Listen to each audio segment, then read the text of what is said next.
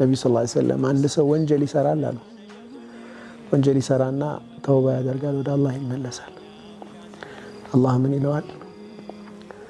አሪፈ ዓብዲ አነ ለሁ ረበን የግፊሩ ዙኑብ።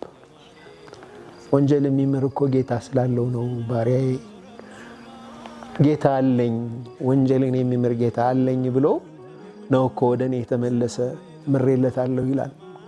አሁንም ተመልሶ ጥፋት ላይ ይወድቃል። የሰው ልጅ ባህሪ አይደል? መጀመሪያ ስትወጣ ግን ወስን ከልብህ። በኋላ ልትወድቅ ትችላለህ። መውደቅን ነይተህ ግን አትውጣ።